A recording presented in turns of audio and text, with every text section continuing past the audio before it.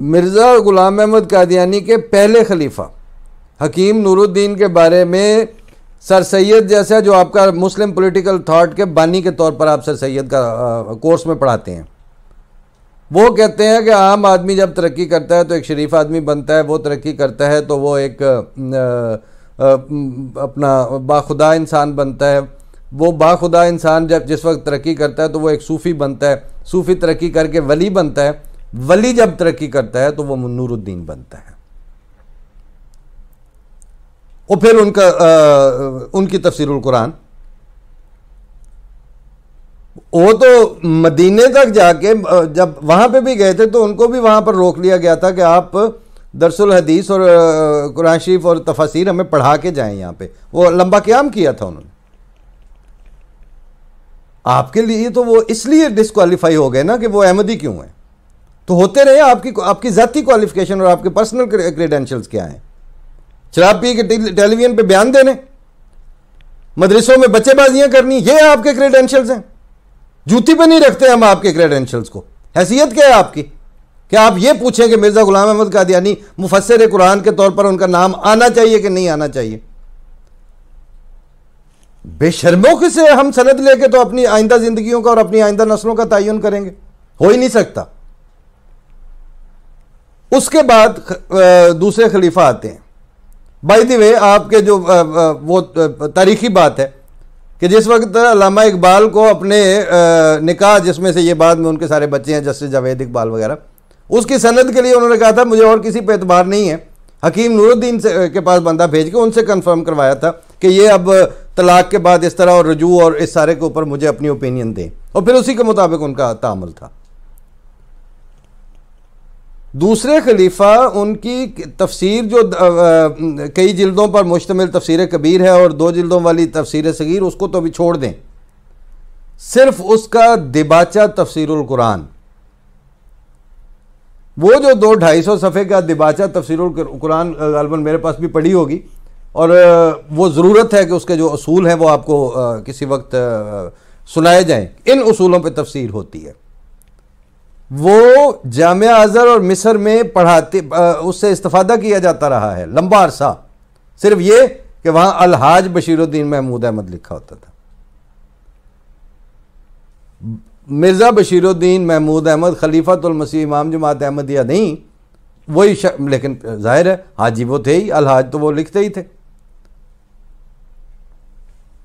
پھر اس کے بعد جتنا خلافت ثالثہ پر آ جائیں، انہوں نے جو خدمت قرآن کی اور جس لیول پر اس کو انٹرنیشنلائز کیا قرآن شریف کی خدمت کو، وہ ایک الگ سے باب ہے۔ آگے آئیں آپ، حضرت مرزا طاہر احمد صاحب خلیفۃ المسیح الرابع، چوتھے خلیفہ۔ ابھی ان کے جو ریگولر درس ہوتے تھے جس میں انہوں نے دھویا ہے ان غلاظتوں کو جو آپ کے مفسرین کے دماغوں نے تاریخ اسلام کے اوپر مل دی تھی، وہ جس وقت آئے گا آپ کی نسلیں آپ کو بھی تھو تھو کریں گی اور ان کے اوپر اس وقت وہ صلواتیں اور رحمتیں اور درود پڑھیں گے کہ یہ کام کر دیا۔ آج اگر ہم نے ان سے وہ کسب فیض کیا ہوا ہے تو ہمیں آپ کے ابھی زبان پہ ہونٹوں پہ بات ہوتی ہے تو ہمیں آپ کے پیٹ تک پہنچ جاتے ہیں کہ یہ گاواں گواچ کے جانا کدھر ہے کھرا۔ موجودہ امام جماعت احمدیہ تک آئیں تو کسی دوست نے مجھے کہا کہ یہ لمبا عرصہ ہو گیا ہے حضرت صاحب وہ جو تاریخ کے اوپر وہ پرانے زمانوں کے خطبے کیوں دے رہے ہیں؟ میں نے کہا ایک تو یہ، اس کا جواب تو حضرت صاحب کو خود بہتر پتہ ہوگا، لیکن جو اگر مجھ سے پوچھ رہے ہو تو بات یہ ہے کہ اس کے بعد اب جو زمانہ آنے والا ہے اس کے بعد تاریخ اسلام کی سند جماعت احمدیہ کے خلفاء کے کلمات ہوا کریں گے، باقی سارے کے سارے اپنے اپنے جھوٹ اور اپنے اپنے مختلف زمانوں کے اپرچونزم کے ساتھ گندے ہو چکے ہیں۔ آئندہ زمانوں کے اسکالرز اگر اعتماد کریں گے تو وہ خلفاء احمدیت کے فرمودات کے اوپر کریں گے، اور حضرت خلیفۃ المسیح الخامس کو اپنے اس منصب کا بھی تو پتہ ہوگا نا، ظاہر کام کر رہے ہیں، اللہ تعالیٰ نے کام لے رہے ہیں تو ان کو پتہ ہے کہ آگے کیا ہونے والا ہے۔ تو یہ آئندہ زمانوں کے لیے تاریخ اسلام اس زمانے کی جو ہے وہ مستند ترین لیول پہ، مستند ترین پلیٹ فارم پر پیش کر کے جا رہے ہیں۔ اس کے لیے آئندہ زمانے بتائیں گے کہ یہ کتنا بڑا کام کر گئے ہیں، کیونکہ آپ اس کے علاوہ جہاں پڑھیں گے بندہ تو پاگل ہو جاتا ہے کہ میں مطلب کھاؤں کدھر کی چوٹ اور بچاؤں کدھر کی چوٹ۔ تبری ہو تو انہوں نے اپنے اپنے رنگ دکھائے ہیں، سیوتی ہیں تو انہوں نے اپنے رنگ دکھائے ہیں، اور جڑا کوئی بچ گیا شاہ عبد القادر تک آئے تو ان پہ کفر کے فتووں سے آپ نے گزارے چلائے ہیں۔ آپ میں ہے بچا کیا ہوا ہے؟ اب آپ کا یہ مطالبہ ہے کہ جی احمدیوں کا نام تفسیر میں نہیں آئے گا۔ آپ کی تفسیروں کے رد عمل ہی نے تو جماعت احمدیہ کو جنم دیا ہے۔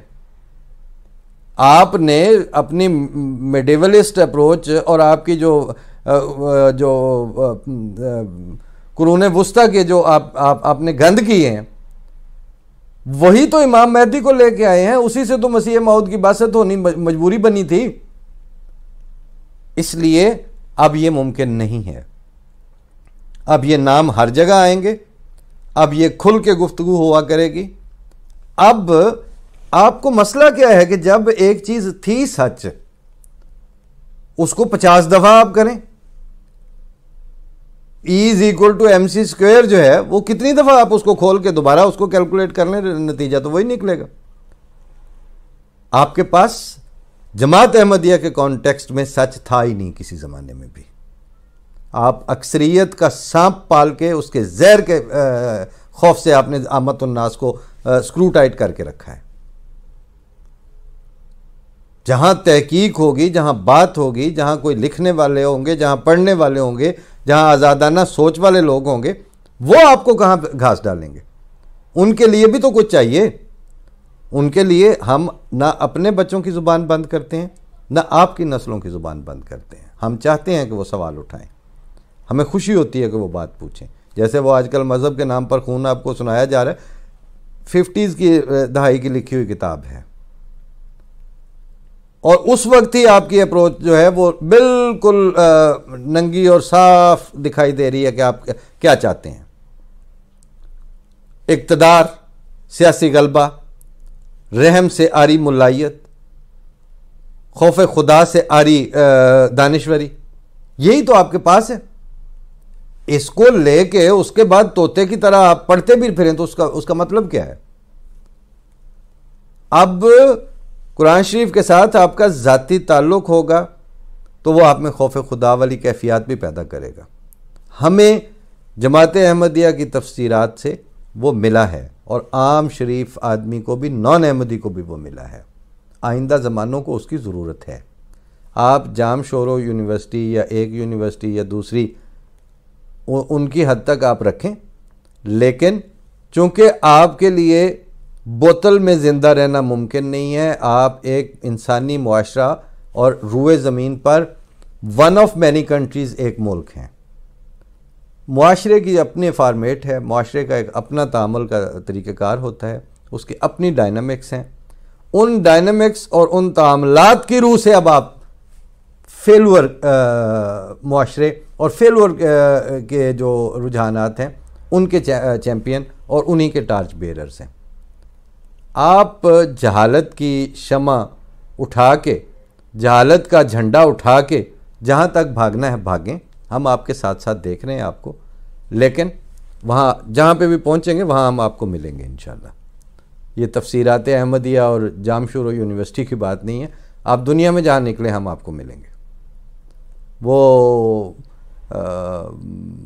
امجد اسلام امجد کی ایک نظم کے آخری بند میں سے 2 لائنوں سے پہ اس کو ختم کرتے ہیں۔ وہ انہوں نے لکھی ہے کہ اگر کبھی میری یاد آئے، گریز کرتے ہوا کی لہروں پہ ہاتھ رکھنا، میں گرد ہوتی مسافتوں میں تمہیں ملوں گا۔ تو وہ لمبی نظم ہے، وہ تو پھر کسی وقت سنا ہی دیں گے، لیکن آخر پہ وہ یہ کہتے ہیں کہ اگر کبھی تم سمندروں کے سفر پہ نکلو تو ان جزیروں پہ بھی اترنا۔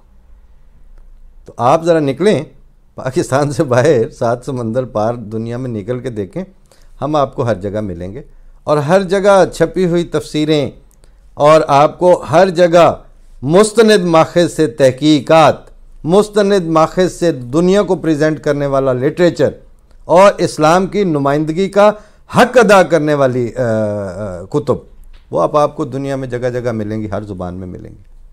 میں نے سوچا ہے کسی دن میں یہاں پہ ایک لاگر کہتے ہیں جرمنی میں، جس کو وہ بڑا سا گودام ہوتا ہے، اگر میں اس کی ڈاکومنٹری یہاں پہ آپ پر پریزنٹ کروں تو منہ دیکھتے رہ جائیں کہ کتنی زبانوں میں وہ لٹریچر تیار ہو کے اس سے کئی گنا زیادہ وہ تقسیم اور ڈسیمینیٹ بھی ہو چکا ہے۔ کام کر رہے ہیں، لگے ہوئے ہیں، لیکن جو ذہنی بددیانتیوں اور جھوٹ کی نجاست پہ منہ مارے بغیر لگے ہوئے ہیں۔ آپ کبھی اس جھوٹ کی نجاست سے اپنی جان چھڑا لیں، پھر بات کریں تو ان جزیروں پہ پھر اتریں، تو ہم آپ کو وہیں ملیں گے۔ فی امان اللہ، السلام علیکم ورحمۃ اللہ۔